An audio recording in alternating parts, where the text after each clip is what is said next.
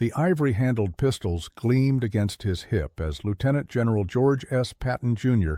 stood before the assembled troops of the Third Army in March 1944. "Americans love a winner and will not tolerate a loser," he barked, his high-pitched voice carrying across the English countryside. "Americans play to win all the time. I wouldn't give a hoot in hell for a man who lost and laughed."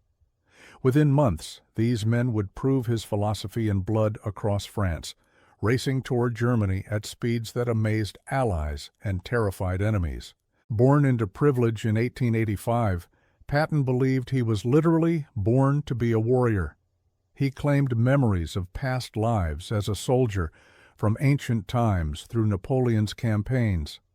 This mystical self-image drove him to excel at West Point, despite severe dyslexia that made reading agony.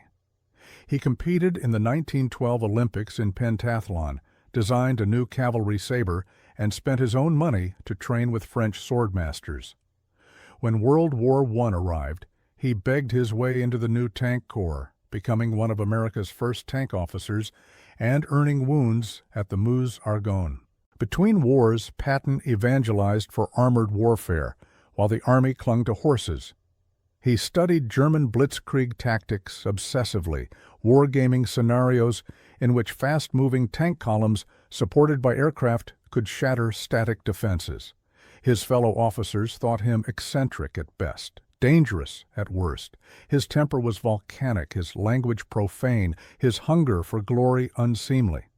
But when America entered World War II, Patton's moment had arrived. North Africa provided his first great stage. Taking command of the II Corps after the disaster at Kasserine Pass, Patton transformed demoralized troops into fighters through sheer force of personality. He mandated ties, shaves, and salutes, even under artillery fire. He visited the front daily, berating cowards and praising heroes with equal passion. "You can't push a string," he told his officers, "but you can pull it. I'll pull. You push." Within weeks, his rejuvenated corps was driving Rommel's Africa Corps toward final defeat. Sicily showcased Patton at his best and worst. Ordered to protect Montgomery's flank in a secondary role, Patton instead launched his own offensive, racing to capture Palermo and then Messina ahead of the British. His tanks covered ground considered impossible. His infantry marched until they collapsed, then marched more. But during this triumph, visiting field hospitals, Patton encountered a soldier with no visible wounds. When the man said he couldn't take it, Patton slapped him, calling him a coward. The incident nearly ended his career. Eisenhower saved Patton for D-Day, knowing his tactical genius outweighed his flaws.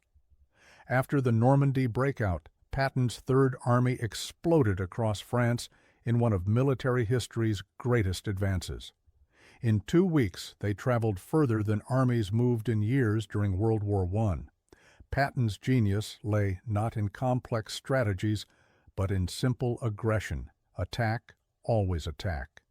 "L'audace, l'audace, toujours l'audace," he quoted Frederick the Great. Boldness, always boldness. His methods were unorthodox. He used ultra-secret intelligence intercepts to anticipate German moves. He motivated through fear and inspiration equally, visiting hospitals to cry over wounded men, then threatening to shoot officers who retreated. He drove himself as hard as anyone, sleeping in trucks, eating cold rations, sharing every danger.